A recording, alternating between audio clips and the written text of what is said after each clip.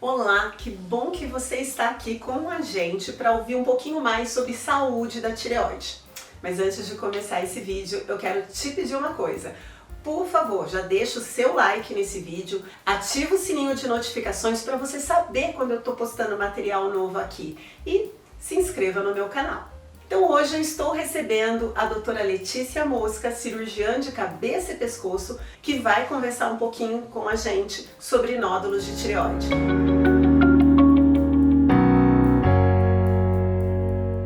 Doutora Letícia, muito obrigada por estar aqui. Imagina, tudo bem? Tudo ótimo, eu fiquei tão feliz quando você aceitou. E eu queria que você contasse um pouquinho para os nossos seguidores como que você escolheu ser médica e como que a cirurgia de cabeça e pescoço entrou na sua vida. Bom, como eu escolhi ser médica, eu não sei, não lembro, faz muito tempo. E como eu escolhi ser cirurgiã de cabeça e pescoço, quando eu escolhi ser médica eu tinha outras ideias na cabeça. Hoje em dia eu pensava em ser alguma coisa de oncologia, mas na parte de hematologia, alguma coisa de oncologia pediátrica. Hoje em dia, ainda bem que eu mudei de ideia. E logo no começo da faculdade, uma amiga me chamou para assistir uma cirurgia e aí eu já comecei a ir mais para a parte cirúrgica. E quando eu estava no finalzinho do primeiro ano, uma amiga foi chamada para participar de uma equipe de cirurgia de cabeça e pescoço, que até então eu nem sabia que existia essa especialidade. E aí eu falei, nossa, que legal, também queria fazer parte. Ela falou, não tem mais vaga. Mas aí, por acaso, porque eram 2 pessoas por ano, aí já tinham 2 desse ano, mas uma acabou desistindo. Ela falou, surgiu uma vaga. E aí fui e acabou que foi assim, era o ponto alto da minha semana. A gente ia uma vez por semana na janela, que a gente tinha aula, tinha sempre uma janela por semana. Era muito legal, era o ponto alto da minha semana, porque a gente conhecia hospitais, entrava em cirurgia, a gente não podia fazer nada como aluno, era só assistir, mas você começa a aprender, aí você começa a se interessar. Eu acho que quanto mais você conhece uma coisa, você vai se interessando mais, aí você aprende mais, e aí eu falei, acho que é isso que eu quero fazer. E tentei ficar com a cabeça aberta para outras especialidades, mas no fim era o que eu gostava mais mesmo. E aí foi, e hoje eu tô bem satisfeita, tô feliz com a minha escolha. E você podia contar um pouquinho pra gente o que a cirurgiã de cabeça e pescoço faz? Quais as doenças em que você atua? Porque justamente o que você falou, a gente estava comentando, né, antes de começar esse vídeo, que é uma especialidade que a gente conhece mais quando a gente está dentro da medicina. Ou se você é um especialista de saúde que vai trabalhar em equipe, né? Então você poderia contar um pouquinho sobre a sua especialidade? Na verdade, até para os médicos às vezes é uma especialidade um pouco difícil. Às vezes eu pego no consultório encaminhamento de outros colegas, às vezes um pouco confusos, assim, é uma especialidade um pouco difícil. Porque, falar cabeça e pescoço, falar, mas não tá na cabeça? Não. Então a parte de cérebro tá excluída, então a gente não trata dor de cabeça, não trata tumor de cérebro, mas é uma especialidade bastante voltada para a parte de oncologia.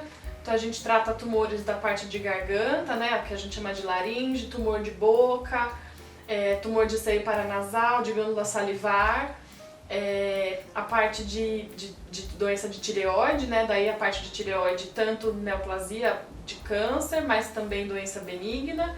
Alguns tumores de pele, mas daí já mais avançados, parte de olho, de nariz, essa parte mais delicada acaba que fica para oftalmo, otorrino.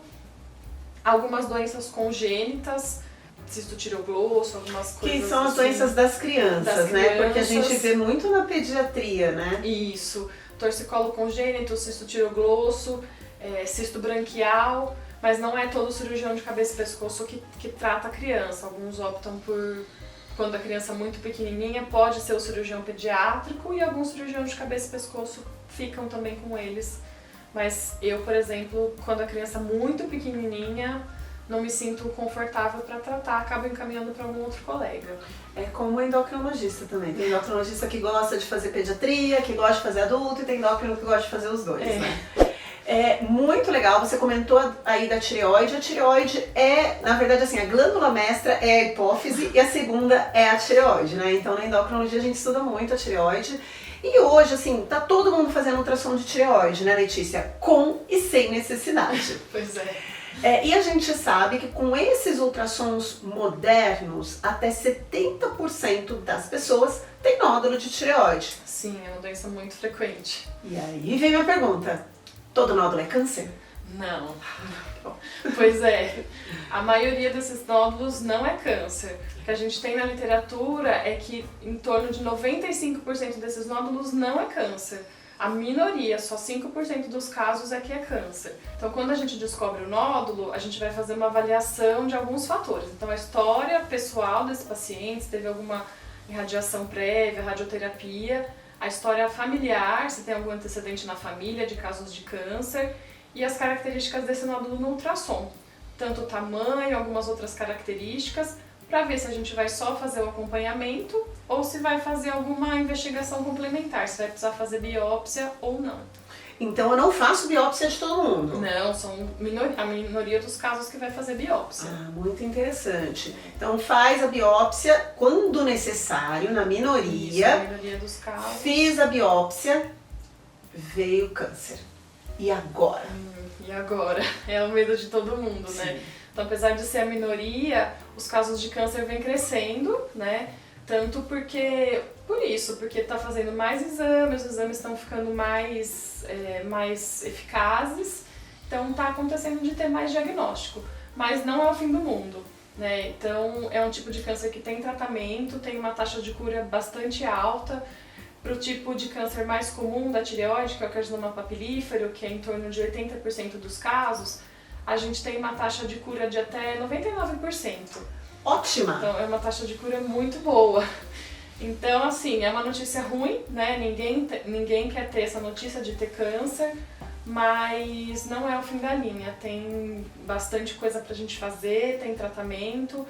Não é um tratamento como a gente está acostumado a ver para outros tipos de câncer, né?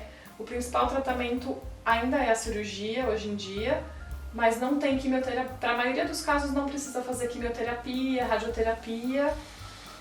Geralmente a cirurgia resolve, para a maioria dos casos. Alguns casos, depois da cirurgia, a gente vai precisar fazer um complemento com iodoterapia.